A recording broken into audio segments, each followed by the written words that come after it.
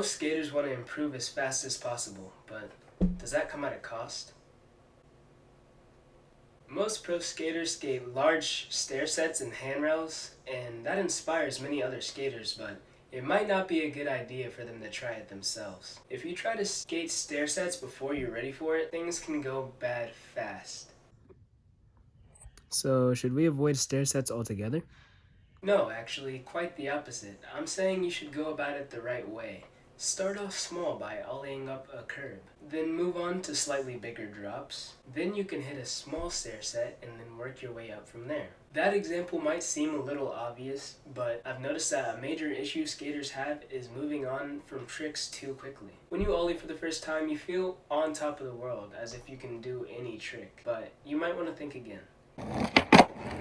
I finally got ollies. It's time to try kickflips. The key to being comfortable on your board is practice and repetition.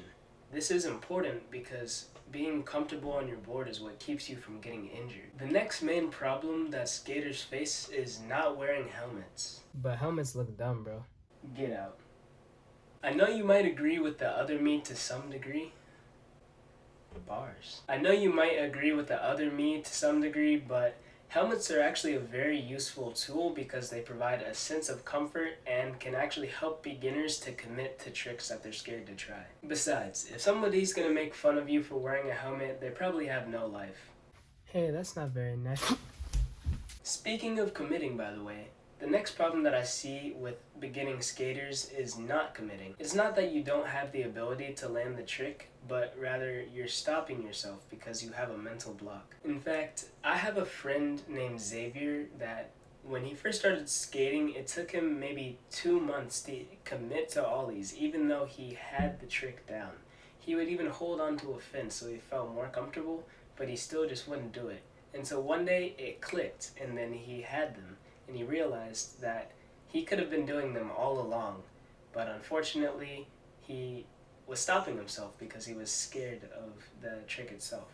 No shade on Javi, by the way, he can heel flip now, he's sick. The last mistake that I've noticed is that skaters just go too slow. I've struggled with this myself. When you first learn a trick, it feels much more comfortable to do it slower, but if you practice like that, it's going to be a lot harder to actually use that trick in the long run. Obviously, since you're trying to avoid these mistakes, you want to progress faster, so check out this video and it'll teach you what mistakes not to make when you're trying to progress in skating.